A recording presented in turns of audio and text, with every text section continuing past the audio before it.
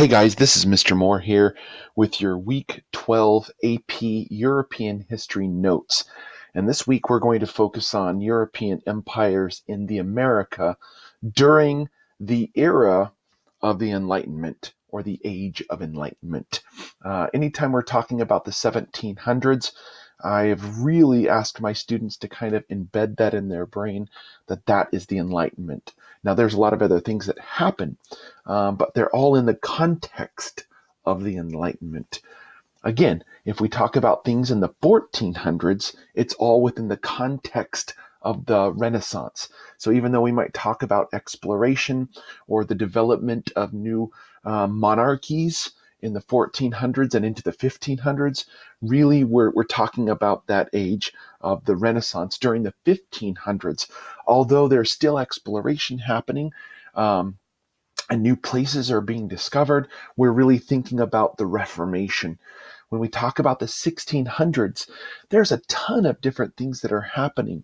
We're getting into the age of absolutism, and we're even seeing the beginning of constitutionalism after the English Civil War. But it's all within this general context of the scientific revolution.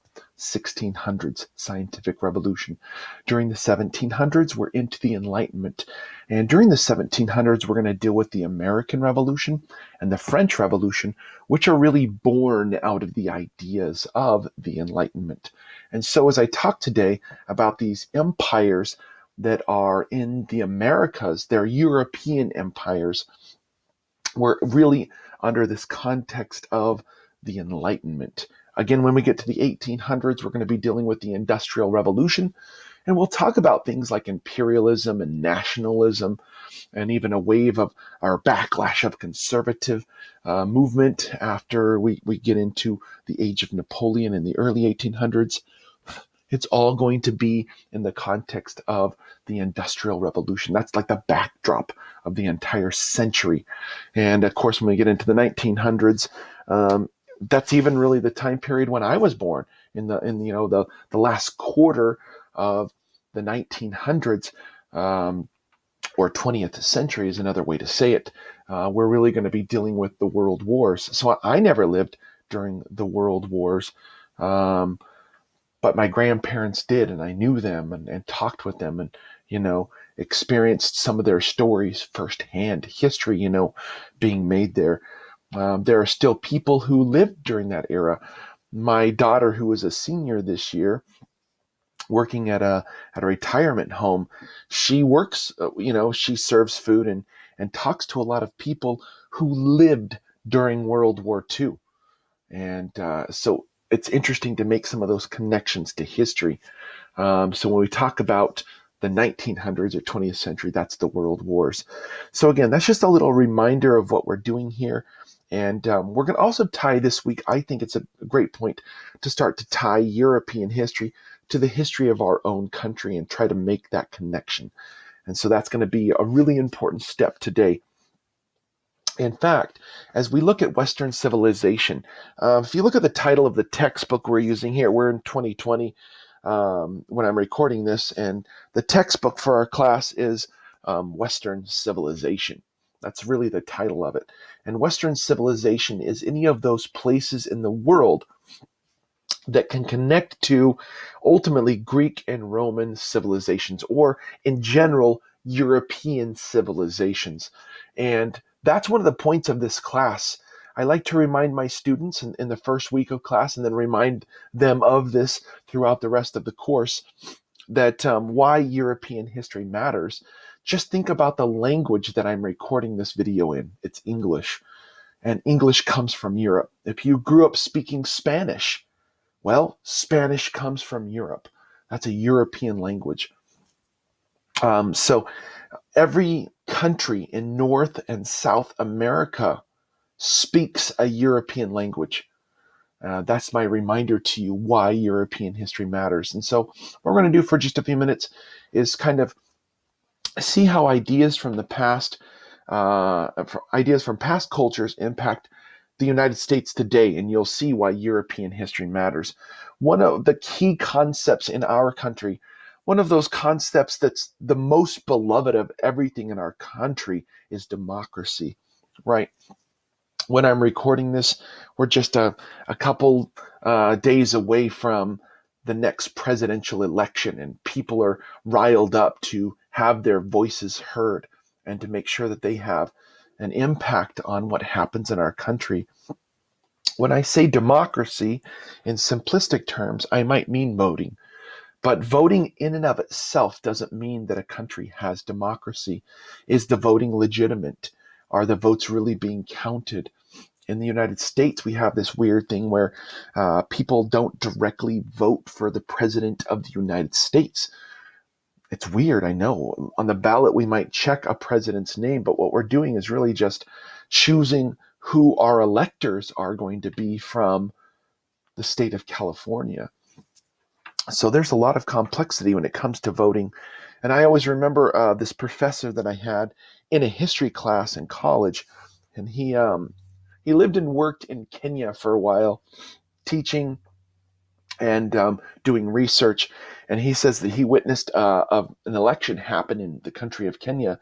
And he said that there was military trucks that showed up into the town, and dudes with machine guns were going around the town escorting people out of their house to the voting booths, in a way, kind of forcing everybody to vote, and then standing over them with machine guns as they voted, kind of giving that impression of, hey, you can vote for whoever you want, but hey, I like this guy, kind of a thing. And so if people don't feel like voting is legitimate, and there's even some people in our country who even question if there's just two choices given to you and you don't like any of those two choices, is it really democracy? So in a simplistic level, democracy might be seen as voting, but in a more complex, as we academically try to really understand what democracy means and having a say, do corporations have too much say? Because candidates in the United States do fundraising, and so big corporations contribute money, but we have to understand that after they've contributed money, they expect the person that they funded to do something for them, right? A little like, hey, you scratch my back if I scratched your back, kind of a thing. So there's tons of complexities about democracy, but it's one of the beautiful things in our country as well. And the ideas of democracy were first started by the ancient Greeks. And so we can see that the United States, because we believe in this concept of democracy and we practice it, we preach it. Sometimes we screw it up a little bit, but that's life. That's what happens when you have human beings interacting with something. It's not a perfect system, but the idea of democracy came from the ancient Greeks, and that's a huge concept. So you can see how an ancient civilization impacts our world today. And it's a European civilization, is also the point in this European history class. As far as Americans, we live in a system. Our country is a republic. So if you've never heard this concept before, just remember the Pledge of Allegiance. I pledge allegiance to the flag of the United States of America and to the republic for which it stands.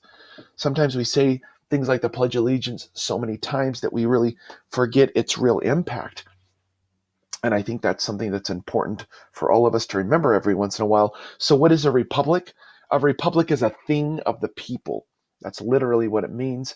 The culture that really developed the idea of the republic, at least that we look to as Americans, and when our founding forefathers created our Constitution and our republic, right? When Benjamin Franklin comes out of the Constitutional Convention and people ask him, "What have you done with our country?" and he says, "Hey, we've given you a republic. Not I, but we, like all those people that were there. We've given you a republic if you guys can keep it." And I think that's really important for us to remember, because the Romans are a classic example of a society that developed the idea of a republic. They're the ones who really came up with that idea. And when our founding forefathers were constructing our country, they really looked to the Roman example, and they saw some problems. The Roman Republic failed, and it turned into an empire, and they put certain safeguards in place to try to prevent that same thing from happening. And if you go back and you study what happened to the Romans and how they lost their republic and turned from the Republic of Rome to the Roman Empire, there's some cautionary tales that all of us should be paying attention to. If our president becomes too powerful and our Senate or our Congress loses too much power, it's interesting how even in the United States today, one of the most important governing bodies in the United States is called the Senate. And that comes directly from the Roman Republic. So again, the idea of a republic is something that true Americans love and they look to as one of the most significant things in our country, founded on that Constitution and built on a system of checks and balances because of the examples we learned from the Romans, both the good and the bad. But that's an ancient culture that impacts us today in Western civilization, that we look back to the Romans as a part of our foundation. Now, in the United States, we deeply believe in the ideas of justice and morality, and what is right and wrong. Um, you know, really is really rooted in the ideas of religion, and particularly Judeo religion or the Jewish religion. And some people are like, "What? Our country is a Christian country." Yes, it is. But if our country is a Christian country, you need to understand where Christianity springs from. If there's somebody who loves the Bible, you have to remind them maybe that more than half of the Bible is Jewish prophets, the writings of Jewish prophets, what people commonly refer to as the Old Testament. The larger half, if you will, of the Bible is all Jewish prophets. And so Judaism has a huge impact on Western civilization. Even if you just pause for a minute and remember that Jesus himself was Jewish, right? He grew up Jewish. And so those ideas of justice and morality come from really that basis of a Judeo-Christian tradition. For instance, we also believe in equality, and maybe that's more of the Christian side of the dime. So sometimes people talk about Judeo-Christian tradition, trying to really understand that Judaism and Christianity, in a lot of ways, they're two different religions, but they have a lot of similarities. And there's lots of pieces of the puzzle that have to fit together. So I think that's really significant and important for us to remember, where a lot of our ideas of right and wrong, our ideas of justice and what that means, and inequality really does come from the world of religion. And that's one of the things that I've really tried to tie together. In this class, I don't ever tell you what religion is right or wrong, but my job is to show you how pieces of our society can be traced directly back to religious ties. Even the fact that I'm recording this in 2020 is a reminder of how significant religion is. 2020 years from what event? In other words, why is our calendar at the year 2020? And remember, it's the year AD 2020, Anno Domini, year of the Lord 2020. And there are some people who try to take the Christianity out of it by saying CE, as in Common Era, but they're still using the Christian dates, even if they take the Jesusness out of the date or try to. Our society really is hugely impacted by the Judeo-Christian tradition. Even the fact that we still run on a 7-day week, right? That's significant.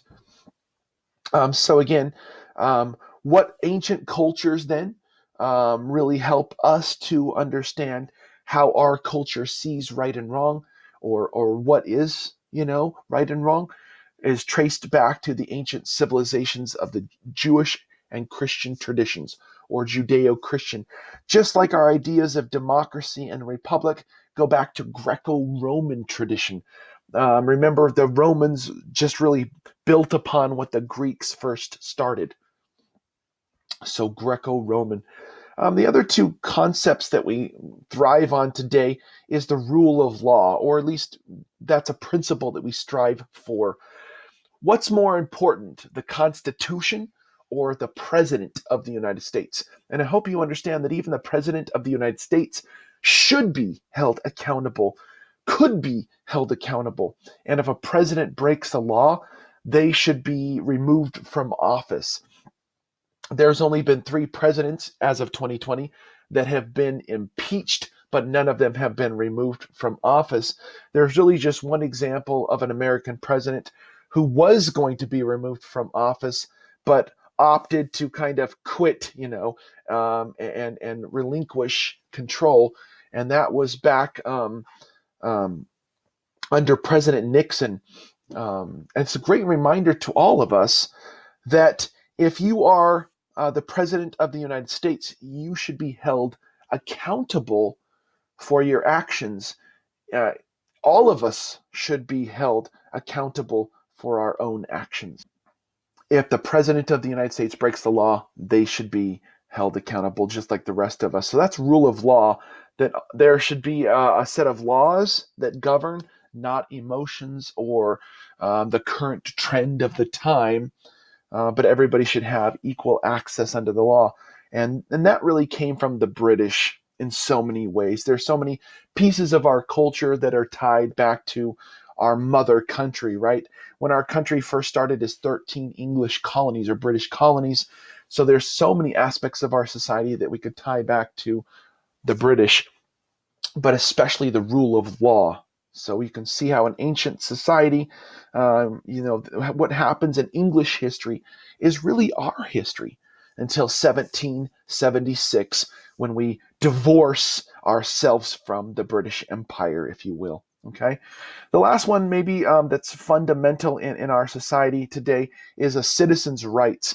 And a lot of those ideas and concepts that really we embodied in the Declaration of Independence and, of course, into the Constitution can be traced back to the Enlightenment. And the Enlightenment was centered in France. And so there are so many ideas of what it means to have rights and to be a citizen that are going to be really given life in the death of the French Revolution. And it's interesting how the United States and the French, the American Revolution and the French Revolution are so intertwined, and yet they're two completely separate things. But they both feed each other. A lot of the people who first resisted British rule, those Americans, those colonists who fought for independence in the American Revolution, drew their ideas from some of these French philosophers of the Enlightenment. So really, France had a huge impact on the colonies. And in fact, in the American Revolution, the colonists literally get French aid. Isn't that interesting? They get French aid to win. We wouldn't have won if the French hadn't helped us to become a country. And yet, some of the ideas and what we did in our revolution really helped encourage and spawn and create the French Revolution. So you can see how those things tied together. So just a reminder, I'm going to pause for a minute. The Greek civilization gives us democracy. The Roman civilization kind of gives us the idea of the republic. The Jewish culture and religion really gives us a lot of our ideas of justice and morality. And the Christianity kind of gives us the idea of equality.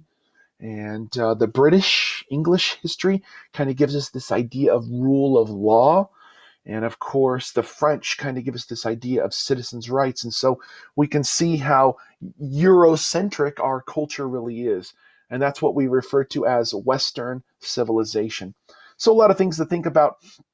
The other thing to think about is because of exploration, which kind of transitions into colonialism, as Europeans spread around the globe and explore places, they end up settling in certain places, and they bring their culture and their ideas, their religion, and their philosophies with them.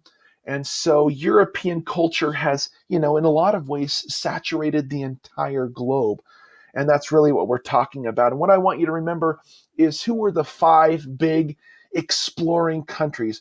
Which ones are the countries that really spread their culture around the world? And I want you to remember that Great Britain Okay. By the early 1700s, Scotland, England, Wales, and Ireland unite into what we call the United Kingdom, and they're going to take over a fourth of the world's population. They're going to be the big winners.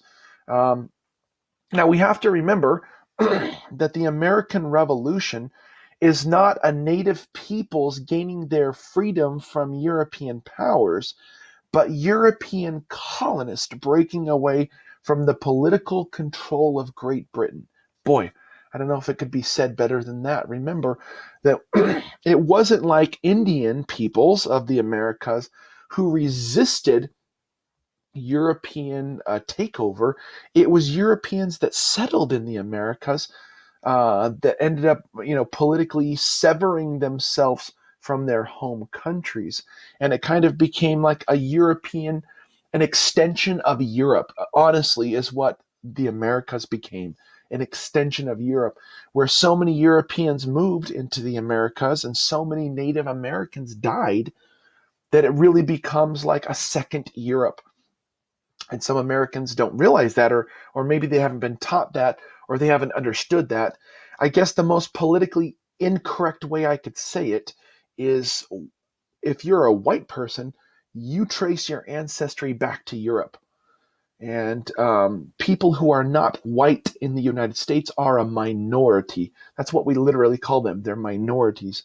And so that's kind of one of the things we're going to talk about today, is this melting pot of the United States is really a melting pot of European peoples. And then we get the horrific story of slavery. That is, Europeans taking Africans out of Africa to the Americas, different places in the Americas. And that becomes such a major piece of, that's maybe the largest minority in the United States. You would think that it would be Native Americans because was their land. But it turns out one of the biggest minorities is Africans because of the slave trade. So it's going to get ugly here in a few minutes. Um, and I think it's one of those things we just have to deal with, and we have to understand it. Um, One of the first European empires that was taking over the world and really having huge impact. If we just rewind the clock back to the 14 and 1500s, the Portuguese are one of the most significant trading empires that the world has ever seen. And that's one of the things about the Portuguese, is they didn't take over a ton of land, unless you talk about Brazil. But they didn't take over a ton of land. They set up more of a trading empire. So they were heavily influential in the early exploration and the early colonization. Today, there are way more Portuguese-speaking people in Brazil than even in Portugal. If you go to a couple places in Africa, like Angola or Mozambique, you would find Portuguese speakers. But you could find Portuguese culture and tradition even right next to Hong Kong. There's a small colony that was called Macau, and now it's back integrated into China. It's officially a part of China again. Today, it's actually in China, always was, always is. But the Portuguese actually controlled it, just like the British controlled Hong Kong for a while. So you can see the influence of Portugal around the globe. And remember, Portugal hit its high point, 1400s or 1500s. Again, another way to say that would be 15th and 16th centuries. Okay. Now, their competitor was the Spanish Empire, and I would say out of the two, the Spanish won. The Spanish were more successful at taking over land, where the Portuguese were setting up a trade empire. The Spanish set up a colonial empire where they actually started to settle in, set up like Christian missions. And when I say Christian, I mean Catholic, because there's different versions of Christianity. And remember that the Catholics really remained loyal to the Pope. They remained Catholic, and the that whole Reformation really didn't impact Spain like it did other parts of Europe. And so you can see, especially because of the Treaty of Tordesillas, if you remember that, where the Portuguese and the Spanish divided up the world with the help of the Pope. You can see that most of North and South America were Spanish territories and they claimed it as theirs. A giant chunk of what is the United States was considered Spanish territory. And if you've ever gone and traveled to places like Texas or Florida or even places in California, maybe hopefully early in your education you learned about the Spanish setting up missions in California early on.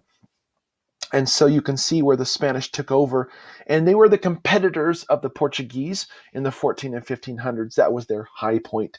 And by the time we get into like the 1800s, Spain's going to lose everything. And when I say everything, I mean 99% of their colonies are going to break away or be taken from them by other strong powers.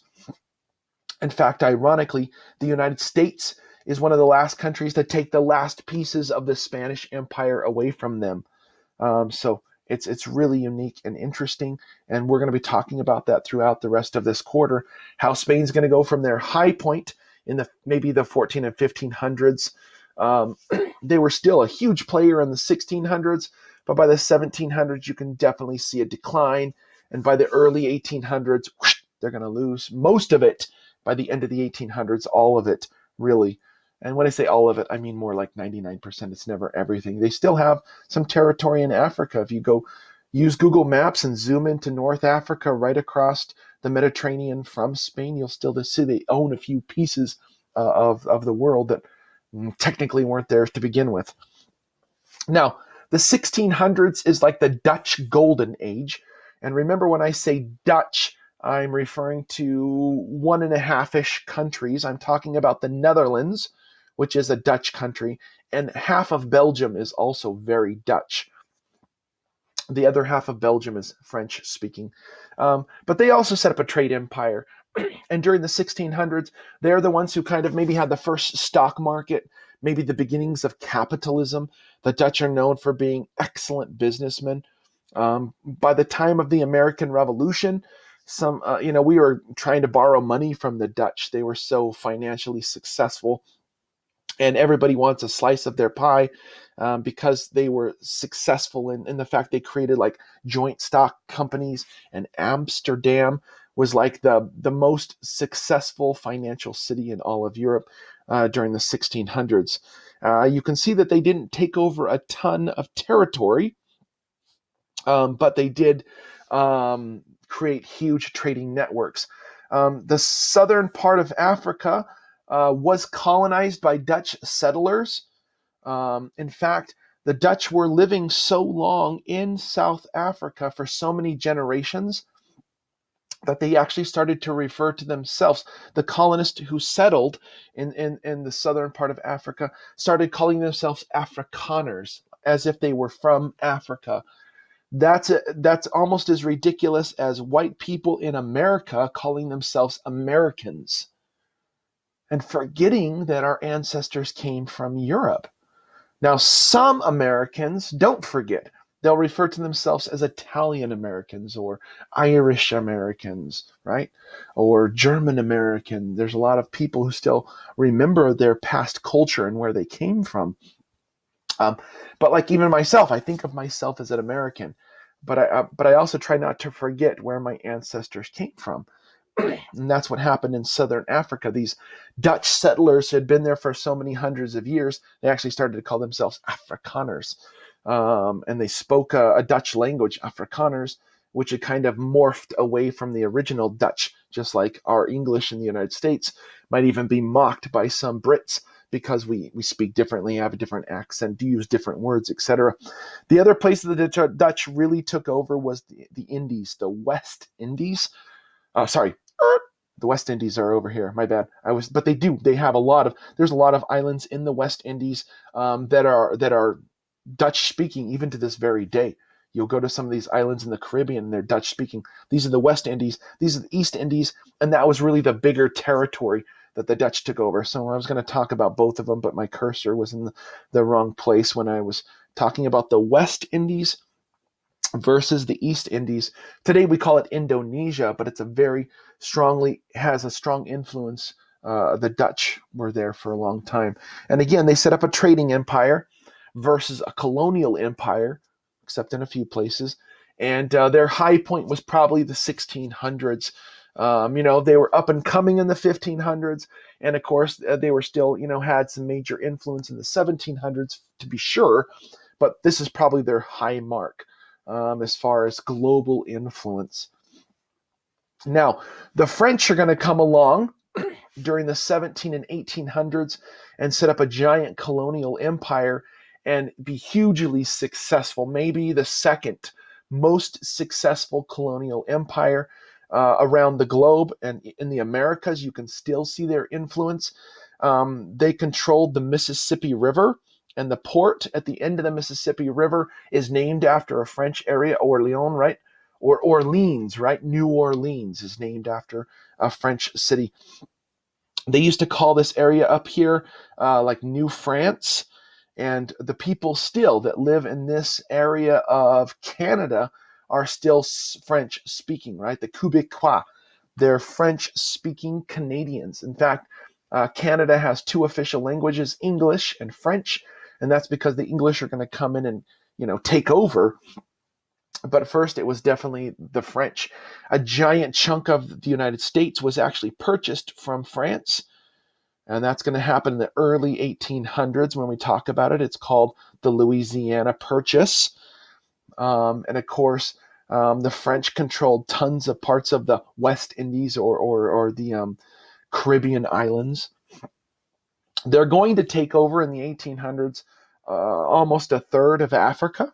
I mean, it's not an exact science, but you can look at it right there. It's about 1/3 of Africa, West Africa, and they're going to take over giant swaths of Asia as well. And for even after World War I, they're going to control parts of the Middle East and have influence there too. And of course, their high point is going to be, say, 17 and 1800s, and they're going to win both World War I and World War II, to a certain extent, World War II. And so they're going to be, of course, one of the dominant countries on the planet Earth today.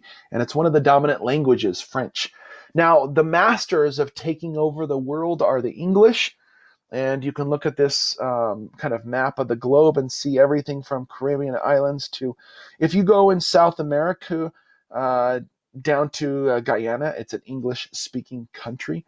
And of course, the United States is English-speaking, and Canada is, as well as maybe a third of Africa as well. Whatever the French didn't take over, the English were. Huge chunks of the Middle East. India was like the grand prize, what they called the crown jewel. That was the most financially successful place that they controlled. So many people in such a huge marketplace.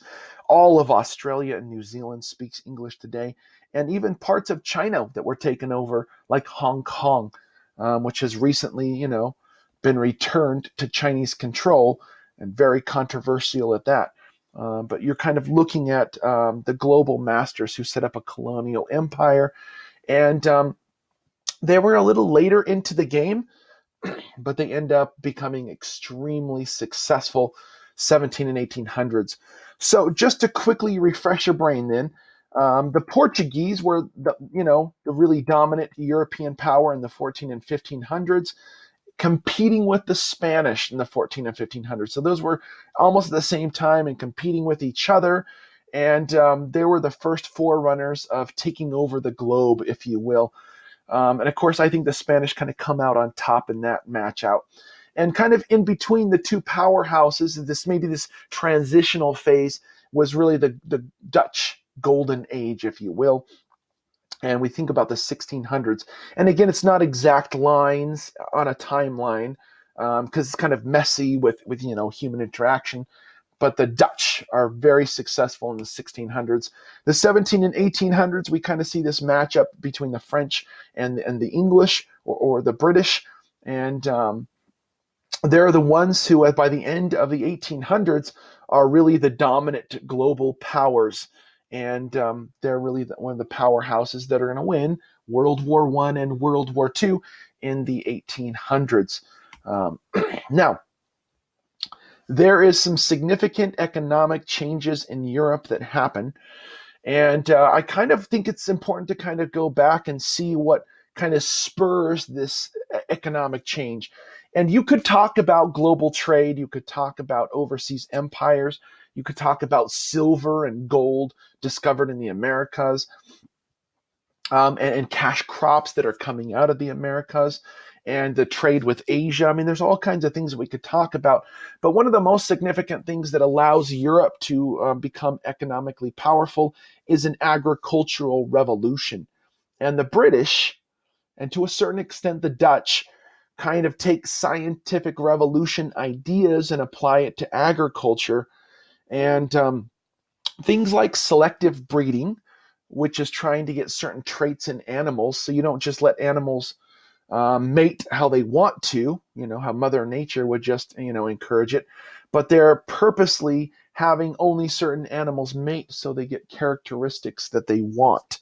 And thus you can get more, larger animals that have the traits that they want. They're beefier, meatier, better for food production.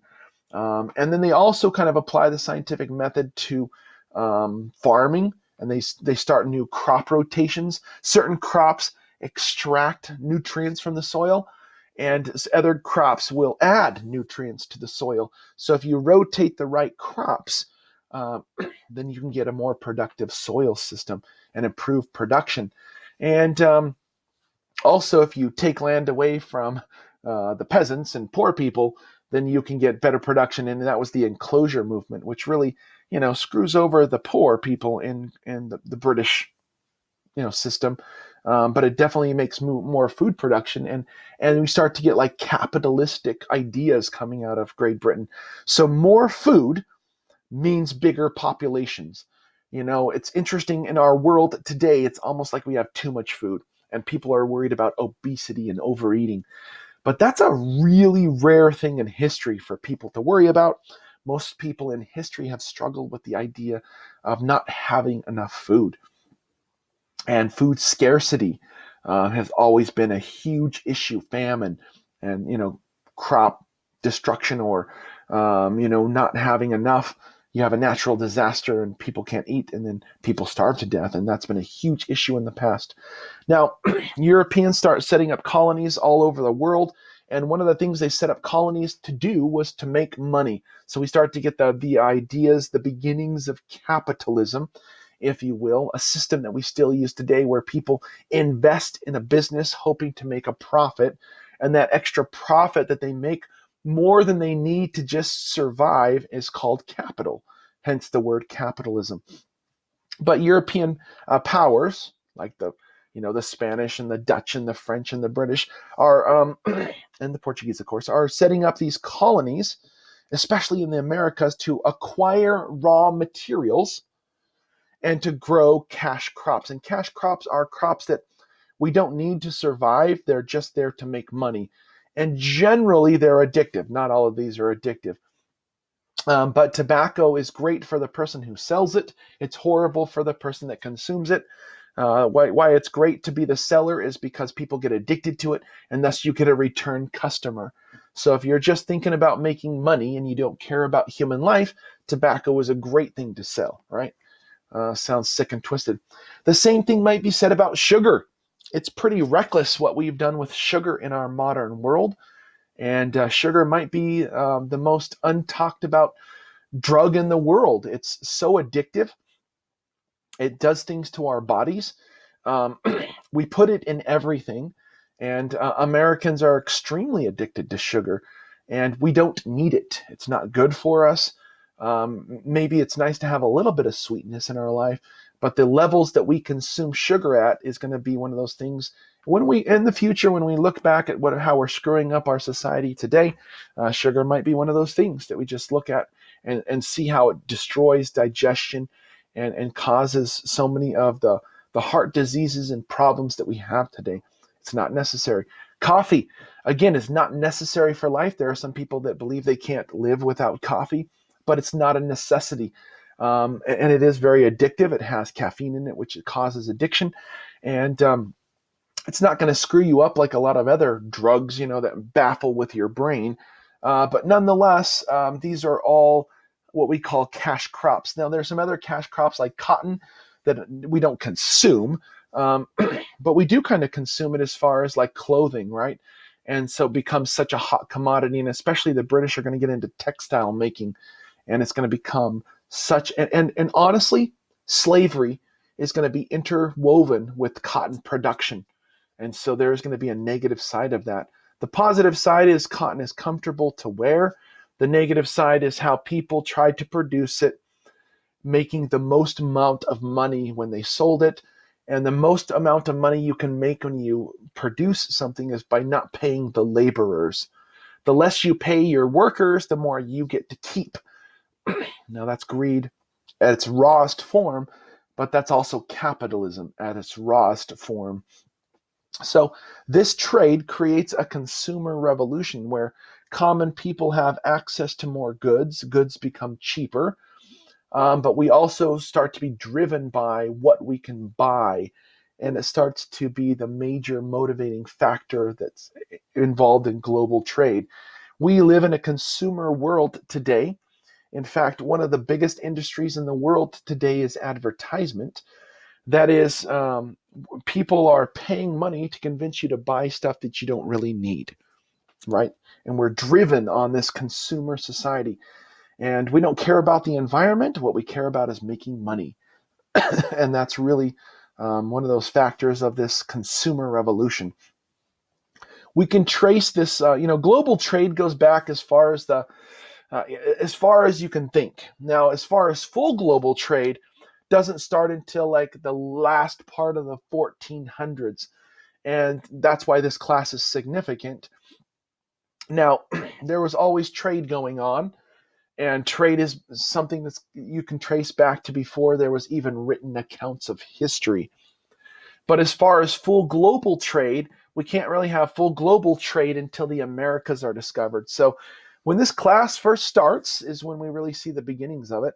And sometimes we call that new trade that started across the Atlantic a transatlantic trade, European trade system of goods across the Atlantics, and it's making Europeans wealthy, and sometimes at the expense of those that they're trading with. And that's the problem, is a lot of the Europeans were coming in and, forcing their culture and ideas on the people that they took the land from. And sometimes people see this as triangular trade. What are the three parts of the trade? Why is this a triangle? Well, picture in your head Europe, Africa, and the Americas. I'm talking about both North and South. And there's goods, and in the simplest version, sugar is coming out of the Americas.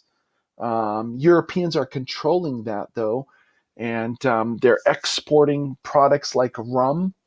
Alcohol is again one of those things that's just so lucrative. It's such a commodity that's expensive, and people like it. Okay, and people get addicted to it, and so it kind of drives this system. Let me just show you some maps of this to kind of give you the sense of this triangular trade. Raw materials and things are being extracted out of the Americas. They're being manufactured in Europe. They're being used to trade for slaves in Africa, which is fueling this economic system, the encomienda system down in the Spanish areas, the slave plantations in maybe they're a little further north, the Caribbean and in North America. And this is during the 1700s, this supposed age of enlightenment. The supposed age of enlightenment. Money is what makes the world go round, right? This is what we fight wars over. Why we vote for certain presidents, because everybody wants their slice of the pie. Economics is one of the most important things that we could understand for this class, or for any class understanding human behavior. Again, this kind of just gives you the whole simple version of the what we call triangular trade. Slaves are being pulled out of Africa to work on plantations and to do manual labor to extract raw materials or grow cash crops, tobacco and cotton, or to work in mines. So that's one of the key things. So this is the simple version. And maybe one of the most valuable products being extracted out of the Americas was sugar, right? People get a sweet tooth, and food is something that we have to do every day. And so enjoying our food. So, I mean, think about Columbus, what he was trying to get when he first discovered the Americas. He was after the spice trade, right? Interesting. Things like spice and sugar are such valuable commodities, things that we consume as human beings. And of course, Europeans are selling rum to Africans to be able to pull slaves out of Africa. And we're going to talk about slavery here in just a minute. Now, obviously, it's a lot more complex than just slaves and rum and sugar. But if you look at this for just a little while, you can see how complicated it gets. When we're talking about raw materials, we're talking about whale oil and lumber and furs and rice and tobacco and sugar and wood, right, coming out of the Americas. What's coming out of Africa? For the most part, it's slaves, but there are also commodities like gold and ivory. Okay. What's coming over to Africa is rum and gunpowder, right? So Europeans are willing to sell things like guns and gunpowder in order to get slaves, and it fuels this system. It's going in every direction, but it's triangular, okay? And it makes controlling the Atlantic the most beneficial out of everything. So you're getting guns, manufactured guns, iron and beer and manufactured luxury goods going to the colonies, and you get this trade system. Remember that the United States was really developed because of trade, right? That's why the colonies were set up in the first place. Again, these are just different maps kind of showing this triangular trade, okay? The ugliest part of the triangular trade, and maybe one of the ugliest parts of this time period, is the African slave trade. And remember, it's all about money, okay? If you can pay your workers less, then you're making more money. It's kind of like the roots of capitalism at its ugliest side. Now, there's good things about capitalism, and I'm not anti-capitalistic. I get a benefit from it every day. The fact that I'm recording this on a computer that clearly is a product of capitalism. So I love the fact that the United States is a place where people can come and economically make it, the rags to riches. So in some ways, I love capitalism, but I'm also not ignorant of its darker sides. And that's, I guess, my point, is that we have to make sure we don't forget about its ugly side, so that way none of us fall into that ugly side. But the ugliest side was slavery. Now, slavery was not invented by Europeans. Slavery is something that has existed in every culture, on every continent where people have lived at different times in the world. So you can find slavery in Africa, you can find slavery in Europe, you can find slavery amongst Native Americans, you can find slavery everywhere on every continent in different cultures. So when I'm talking about slavery, I'm going to kind of start in the 1400s with the Portuguese, because I'm going to specifically talk about the transatlantic slave system. Back in the 1400s, the Portuguese set up outposts in West Africa. Now, here's the interesting thing. Slavery already existed. There was already a slave market in Africa. Meaning what? Meaning that Europeans, okay, when they got to Africa, they didn't just start grabbing Africans as slaves. They actually bought Africans who were already enslaved by other Africans. So this is a weird thing. Most of the time when people think about slavery in the modern sense, they think about white people having black slaves. And that's generally what we think about. Have white people ever enslaved other white people? Yes, absolutely. Look at what the Romans did to the Greeks. Okay, that's just one example. So there's definitely been times where white people have enslaved white people. Have black people ever enslaved black people? Yes. What I'm just telling you right now, when the Portuguese showed up in Africa, there were already Africans, black Africans, who were enslaving other Black Africans. Okay. Has there ever been a time where Black people have enslaved white people? Yeah, I was listening to a podcast the other day. It was talking about Muslims who were raiding Christian towns, and so it's really fascinating to me. These are Black African Muslims who were raiding coastal towns in Europe during medieval times, and then bringing those white Christians down into a slave market that was thriving in Africa. So it's not a black and white issue. It's a horrific issue. Slavery is horrible, no matter who's doing it. Now, in our modern history, because of the story of the United States, and it was white people who were enslaving Black people, so that does become a part of the story, and racism does become a part of it. But I just want you to understand that slavery has been going on since history has, and it's a horrific thing. But I think we need to deal with it the way it really is and understand what it really is. So the Portuguese are the ones who kind of first were out exploring. Thus, they were the first ones to come in contact with African port cities and take over African ports. And they're the ones who started this, African slave trade across the Atlantic. Now, all the other European countries are going to get involved in it. Okay. Later in the 15 and 1600s, and 1700s even, as Europeans were colonizing the Americas, they were using slaves. They were using slaves to grow crops and to extract raw materials. And at first, Europeans, when they came to the Americas, they were going to use natives as slaves. That's the interesting thing. Is like, why did they pick on Africans to be slaves? They didn't. They picked on anybody that they could exploit. So when Europeans first showed up in the Americas, they were happy to use Indians as slaves, and Native Americans as slaves. But if you've been listening to the lectures that I've been giving, then you know that Europeans brought disease with them, and so the Native American population died off. I mean, millions. You can go read different charts and see the thousands and thousands of Native American or American Indians that died because of disease. And so it's almost like Europeans couldn't use them as slaves because they were dying off at such high numbers. But Africans had been, right next to Europe for so long that they had immunities. And so they started using Africans and exploiting them, pulling them across the Atlantic to use in plantations. And again, it was all about economics.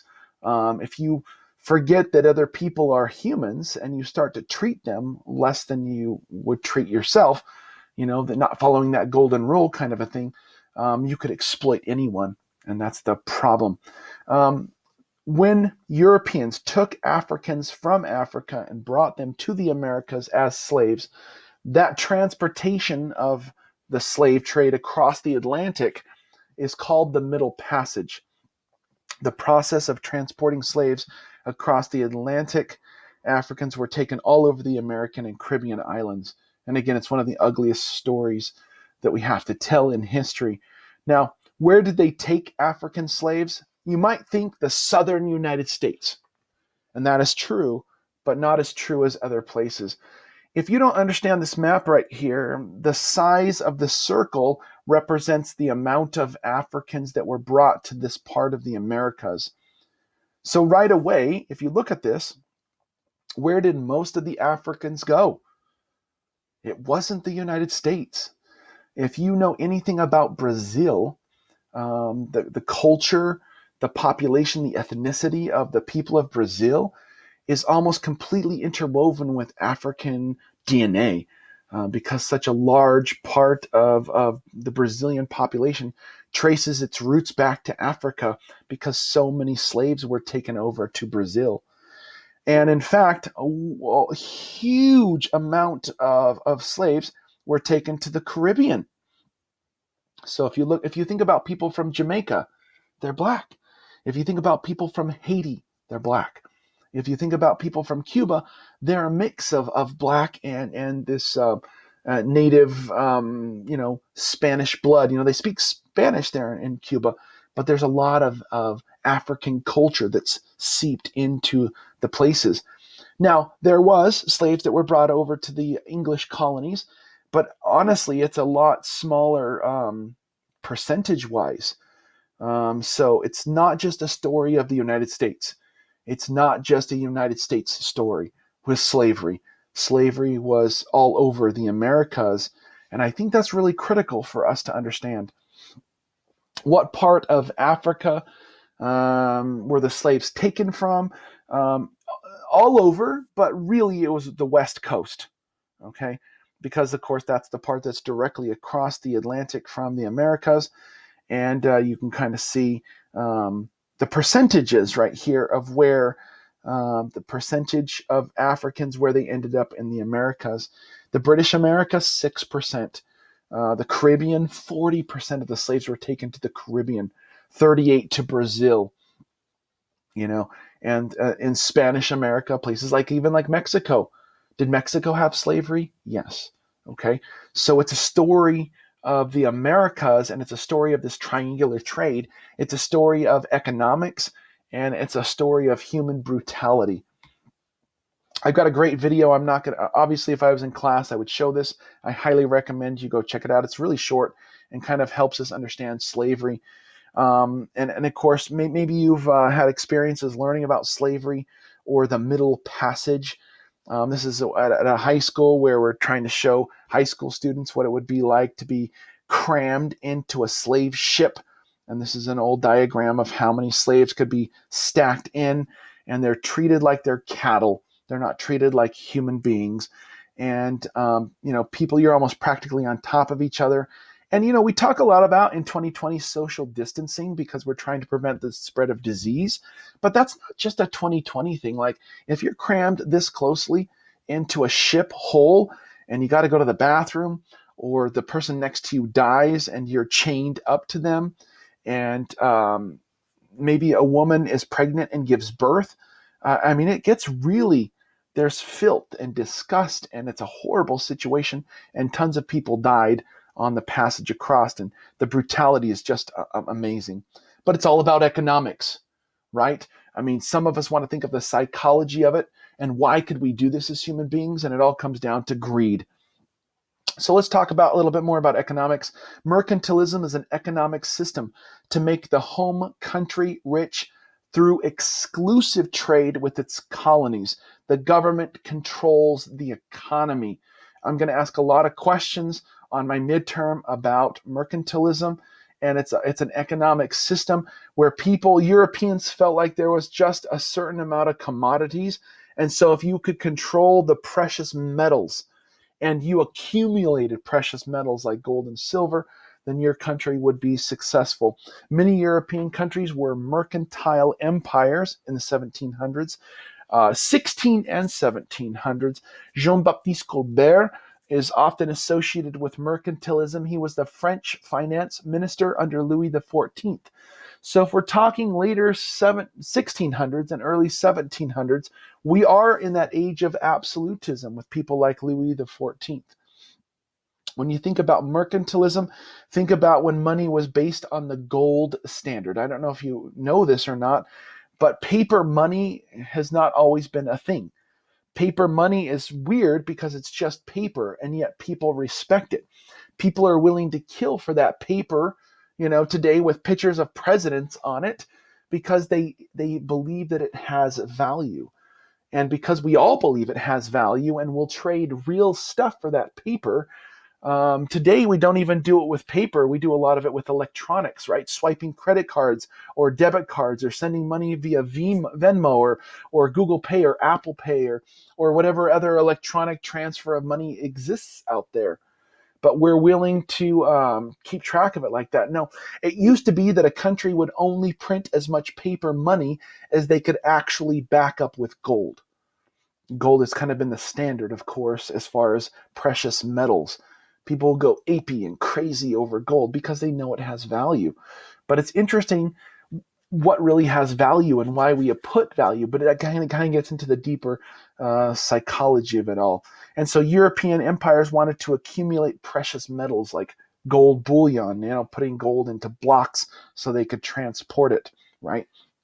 or the pesos de ocho, the pieces of eight, the Spanish silver coin, right? The Spanish silver dollar. Mercantilism pushes European countries to colonize North and South America, and later Europeans would take over Africa and Asia. And these mercantilist empires relied on an imbalance of trade. In other words, they wanted to have more exports going out rather than imports going in. Because here's the truth. If you're exporting goods, that means you're importing money. And if you're importing goods, it means you're exporting money. And so if you want to accumulate precious metals and have more gold, then you need to have more exports than you have imports. This kind of leads us. I kind of think of mercantilism as like the evolution of where we get to with capitalism. And during the Enlightenment, the guy who's most associated with capitalism is Adam Smith. And he wrote a book in 1776, a good year for us as Americans. He was a Scottish economist, and his name was Adam Smith. And he kind of pushed the idea of laissez-faire economics, or in other words, free marketplace. Laissez-faire really means hands off. In other words, the government should have its hands off of the economy. And he talked about the invisible hand controlling the market. In other words, the government shouldn't control the economy. Supply and demand should control the economy. And it's really different than mercantilism, because in mercantilism, the government controls everything, and the government is trying to accumulate mass commodities, and private businesses are involved, but really the government has its hands on everything. And capitalism is the opposite of that. And we're still debating this today. How much should the government get involved in the economy? And so it's definitely something that's really significant and important even to this very day. Okay. All of this competition, of course, is going to lead us to one of the major wars that happened during the 1700s, the 7 Years' War. The 7 Years' War takes place globally, and that's what's really significant about it. In North America, it's known as the French and Indian War. One of the British commanders is named George Washington. Yes, the same George Washington that becomes the first president of the United States. The 7 Years' War is going to be a global conflict, maybe the first, air quotes, world war. In United States history, people refer to it as the French and Indian War. England and France are the key players, but almost every major European power gets involved in it. It's kind of a second part of the War of Austrian Succession, and how it gets started. It's very complex, and I don't think you need to know all of the details. But what you do need to know, and what I think is the most significant part of the 7 Years' War, is who won. And the British win. And because the British win, they have to pay for the cost of the war. Fighting a global war costs money. And so one of the ways that they try to recoup the costs of the 7 Years' War is by charging taxes to their colonies. And that's exactly what directly leads to the American Revolution. Okay? They tax their 13 North American colonies, and they keep troops in the colonies to enforce British rule. And so some Americans, by this point, are colonial Americans. They're feeling like they're being choked by the British Empire, because now they're paying higher taxes, and now there's troops on their land, and they don't like that. They kind of liked getting out of Europe, but still keeping the good parts of the European culture in the Americas. So the fact that the British win, now the fact that the French lose, it costs just as much to lose as it does to win. The problem is you don't get any of the reward, when you're the loser. And so the French go into economic debt, and they take a significant blow to their reputation. And these are some of the motivating factors that are going to lead to the French Revolution. So the 7 Years' War is going to set up both the American Revolution and the French Revolution. Remember, the colonists in the British colonies, the 13 original British colonies, they're the ones who are being taxed. Now, Other colonies are being taxed as well, but the Americans don't like it, right? That no taxation without representation. And they didn't like the trade restrictions from mercantilism. They could only trade with the British, but they could get a better price from the French. So they felt restricted, and that's one of the reasons they're willing to fight the American Revolution. This unhappiness leads to fighting, which leads colonists to push for self-determination of the colonies. The 13 colonies were thousands of miles away from Europe. So the King of England had little control after the 7 Years' War. It's one of the first global wars in history because of imperialism. This entire lecture, I'm trying to show you how Europeans had slowly been taking over the world, and there's over 1 million people dead. So it's a big deal, and it's way bigger than the American Revolution. The number of people that die in the American Revolution on both sides compared to the 7 Years' War is not even close. But of course, most Americans just know about the American Revolution because, well, we're Americans, okay? And I tried to point out how the 7 Years' War leads to both the American Revolution and the French Revolution. It's truly a global conflict. These are territories and places involved in the 7 Years' War, but a lot of the fighting took place in North America, as you can see, in the Caribbean. So in North America, in the Caribbean, and there were huge fighting that happened even in the old Holy Roman Empire as Austria and Prussia are becoming a thing. And so there's definitely some conflict in the continent of Europe itself. The last part of my notes, I'm going to just remind you of some key pieces of the American Revolution, and I'll refresh your brain on some of this next week as well. But we're talking about these 13 original colonies. Now, when I say colonies, remember they are British colonies. Okay? They're part of a European empire. And one of the major motivating factors that kind of drove people to push for independence is economics. Remember, King George III of Great Britain and Parliament were taxing the colonies to cover a debt from the 7 Years' War. And England was taxing things like the sugar tax or the tea tax. Remember the Boston Tea Party, right? Or the paper tax, the stamp tax or the Stamp Act, right? They were taxing things to cover the cost of the 7 Years' War, and that was pushing Americans to the edge. Taxes were needed to pay for things that the government does. In fact, that's still what taxes are used for, to provide for a military, to provide for a police force, to provide for fire, roads, schools, all kinds of things. That's what taxes are used for. And most regular people are okay paying taxes as long as they have a say in how those taxes are used. The problem is if you pay taxes and you don't have a say in how those taxes are used, that's where the frustration comes. So the battle cry in the United States was no taxation without representation. Now you may be asking me, why is there a pizza on this? In fact, that's maybe if you haven't asked that, then maybe you're not even paying attention anymore. What colonists don't like is having to pay taxes without having a say in government. And this brings me to the pizza theory of taxes. And I think it's a really simple theory, but you might understand this more. If you guys were going to have a party and you were going to have pizza at the party, most normal people would understand that pizza is not free. And so most people who are going to come to a party and have pizza are okay pitching in some money to have pizza. The problem is if everybody pitches in money for the pizza and then they don't get a pizza that they like, that's when they get mad. It's not the fact that they had to pay to get some pizza. Most normal human beings understand that pizza costs money. Now, you might always have that one friend who just expects it to be free and never pitches in, and they don't become your friend for very long.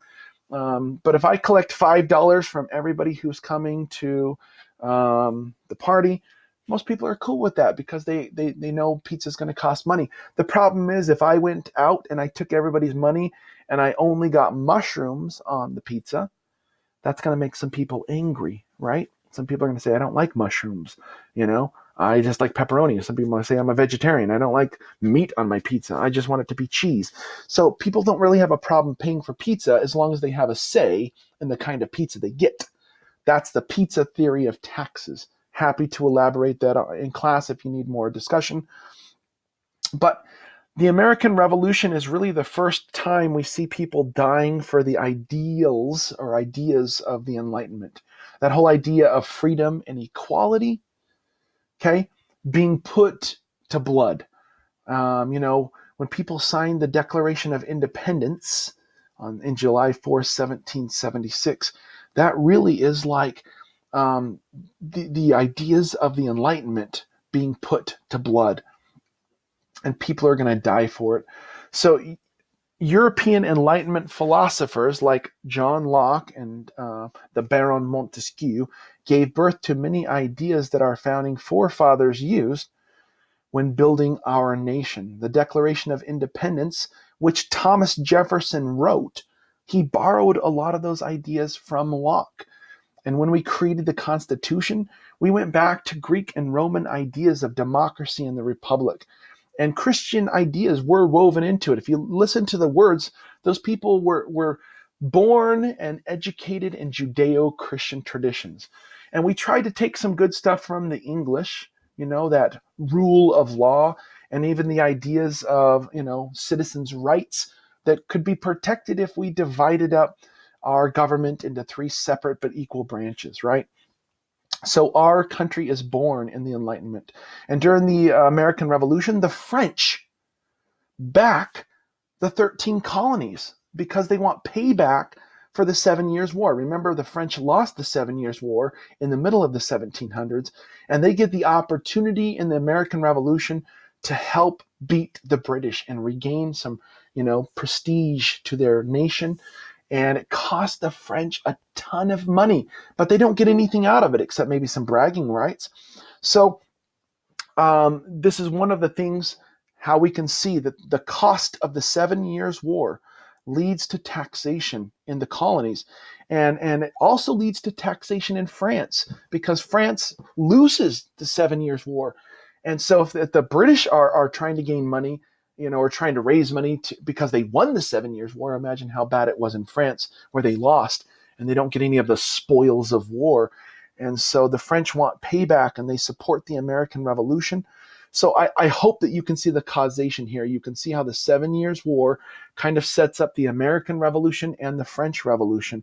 And that's really significant. Now, again, I'm just going to briefly go over the Declaration of Independence. I've already gone over it. It was written by Thomas Jefferson. It's born from Enlightenment ideals, and representatives, met in Philadelphia to write the document. And because of this document, maybe somewhere about 25,000 Americans die fighting for the ideals of the Enlightenment.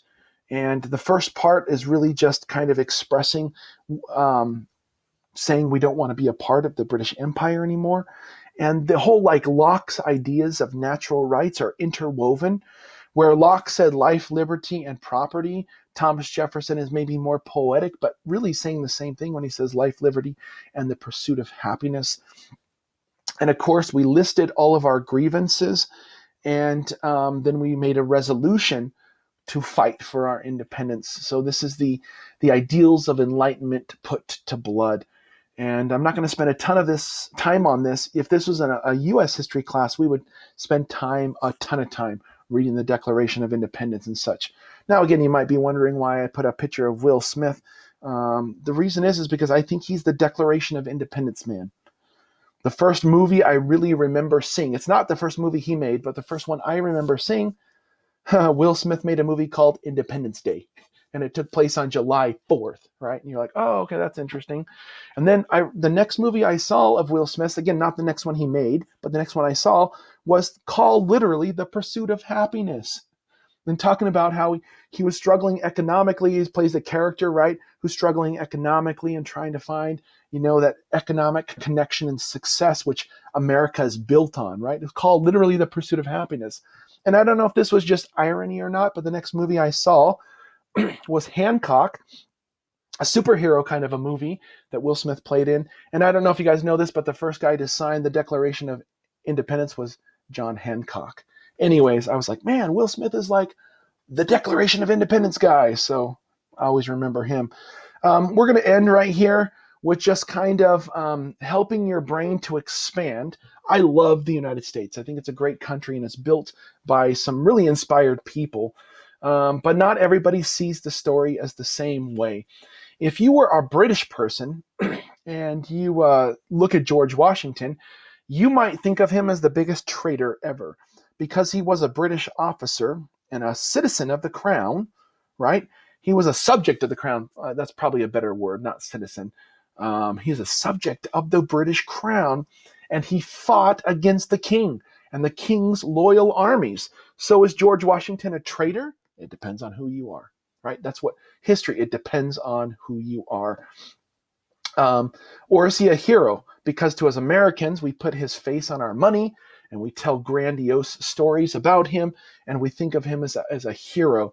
And this is a famous, of course, story of George Washington crossing the Delaware. And so some people see him as the father of the nation. Yet if you're a Native American, you might see him as a destroyer of nations because the United States destroyed the Indian nations and completely took their land in the creation of our own country.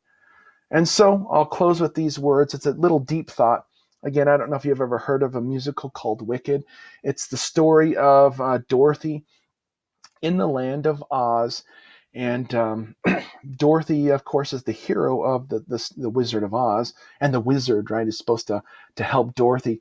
But there was a person who kind of made a twisted story on it, and it kind of tells. It's called Wicked. It's a musical. It's great if you're into musicals, but it's a really cool story where it shows the story from the Wicked Witch's point of view. And maybe the Wicked Witch wasn't so bad. The Wicked Witch goes to the wizard and she thinks he's awesome. And it turns out that maybe he's kind of corrupt and he's kind of a deceiver. And anyways, in this little confrontation that happens in the story, the Wicked Witch meets the Wizard of Oz, who's a fraud and is lying to everyone. And when she confronts him, the wizard says, because of course the wizard's from Kansas, right? And he says, where I'm from, we believe in all sorts of things that aren't true. We call it history. A man's called a traitor or a liberator. A rich man is a thief or a philanthropist.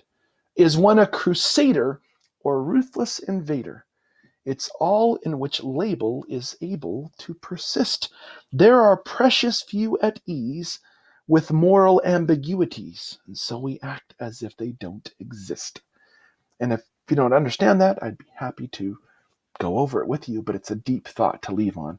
So thanks for being here with us this week as we kind of talk about perspective and we talk about American history, but in the context of European history.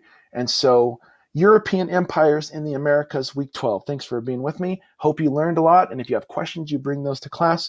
As always, there's tons of review videos at the end of the notes. Thanks for being with me. We'll talk to you next week.